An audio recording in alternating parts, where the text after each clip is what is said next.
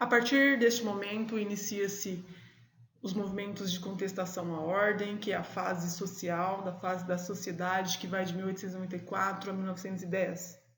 A reação ao latifúndio, à miséria e à exploração levaram a movimentos intitulados de messianismo, banditismo social e espontaneísta. Vamos falar de cada um.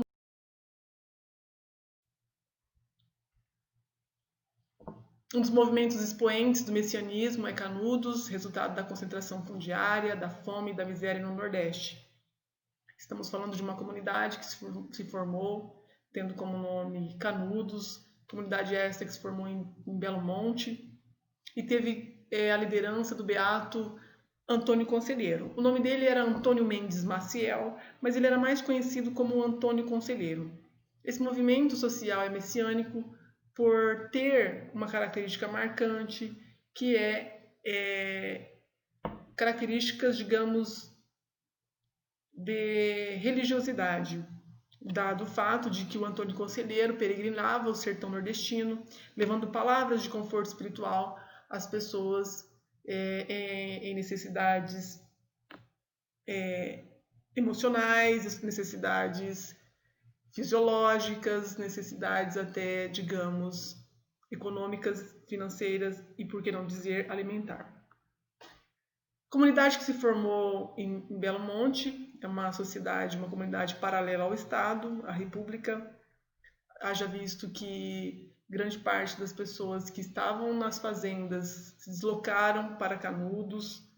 Haja visto que o Antônio Conselheiro tinha até uma pregação, uma palavra que ele dizia o seguinte: em Canudos, o rio, as barrancas são feitas de cuscuz e no leito do rio corre leite e mel.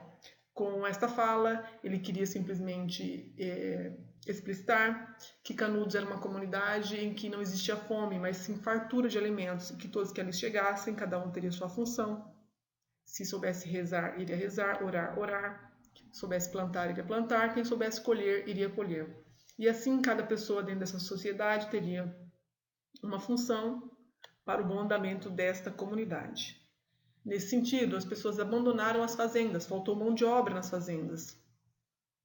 O pagamento do dízimo também foi, digamos assim, de certa maneira, entre aspas, prejudicado, porque essas pessoas se dirigiram a Canudos. Então, temos aqui alguns elementos que fazem de Canudos uma ameaça à ordem social estabelecida.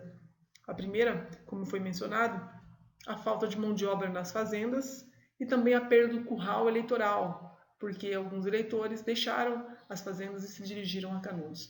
Convém salientar que Canudos chegou a ter no seu contexto aproximadamente, especula-se de entre 35 a 38 mil pessoas que foram para essa comunidade em busca de levar uma vida mais digna. Um outro fato digno de menção é que o Antônio Conselheiro ele se dizia enviado do Dom Sebastião.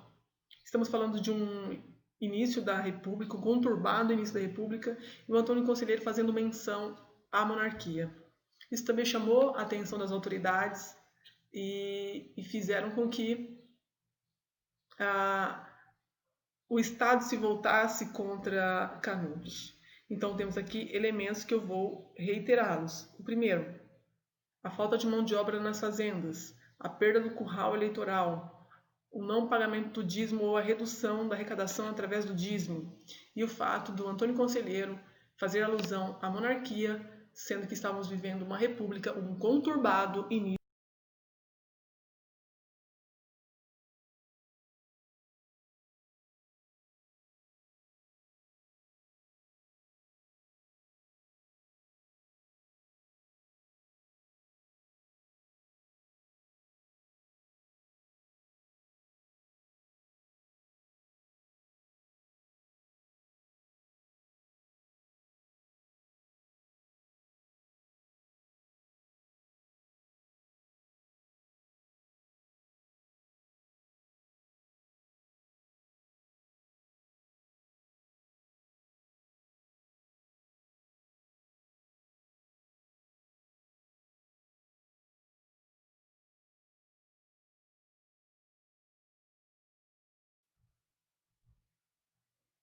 Nesse cenário, adversários, governo republicano, mais os coronéis, mais a igreja, uniram-se contra Canudos.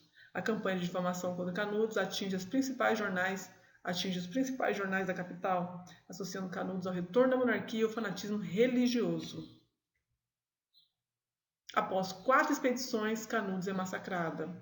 Como conversamos anteriormente, a primeira expedição foi uma expedição militar local, a segunda local com a esfera federal,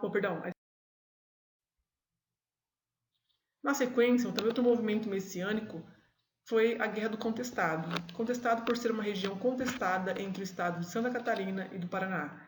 O episódio se deu entre os anos de 1912 e 1916. Resultado da exploração dos camponeses, a concessão de terras a benefício para empresas inglesas e americanas que provocaram a expulsão e a marginalização de pequenos camponeses. É um movimento messiânico, tem como líder o monge José Maria. A origem do nome, região contestada entre os estados de Santa Catarina e Paraná, como já mencionei anteriormente.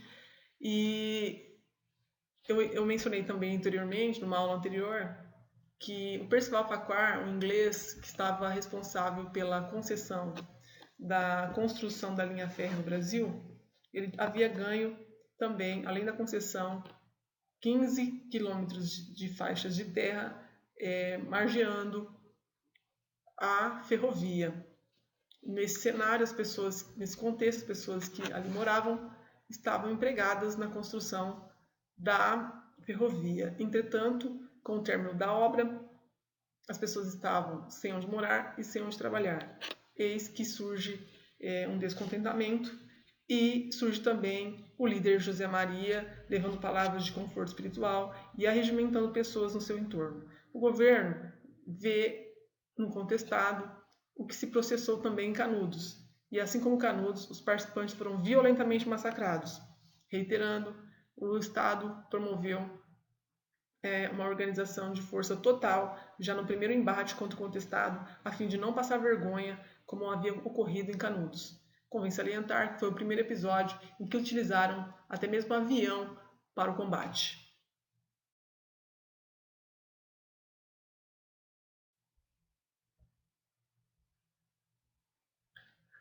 Outro movimento bastante considerável dentro da República Velha é o banditismo social ou o cangaço.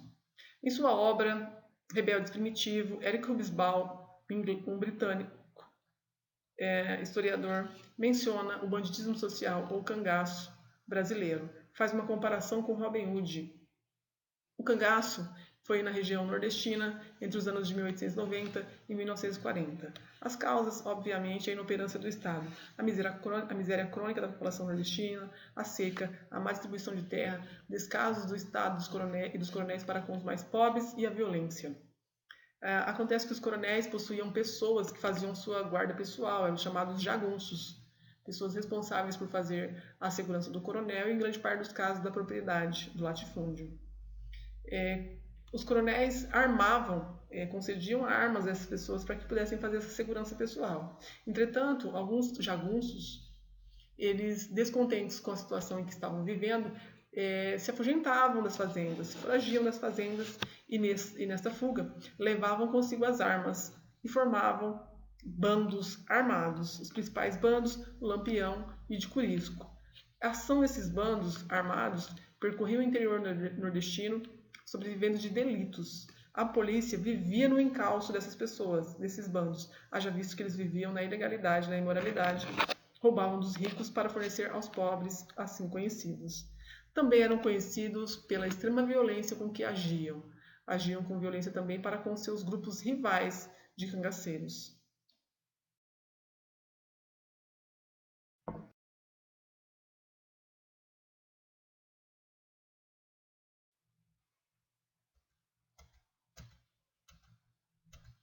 O movimento espontaneísta, temos a Revolta da Vacina, que ocorreu no Rio de Janeiro em 1904. O projeto de modernização do Rio de Janeiro, do presidente Rodrigues Alves. O Rio de Janeiro tinha como prefeito Pereira Passos, que estudou em Paris, e inspirado pelo então prefeito de Paris, Haussmann, Pereira Passos colocou em prática a política do bota abaixo, consistindo em destruir o centro antigo do Rio de Janeiro para construir obras modernas a fim de atrair investimentos estrangeiros. Nesse espaço não tinha lugar para aquilo que era feio e em especial para a pobreza. Nesse sentido, a população mais carente, desprovida de recurso financeiro, foi impelida para as extremidades da cidade. formando os cortiços que deram origem às favelas, reiterando que esses lugares não possuíam saneamento básico, o lixo era jogado a céu aberto, assim como também os excrementos, entre outros, estavam ali acumulados. O acúmulo desses dejetos humanos e dos lixos era um ambiente propício para a proliferação de doenças.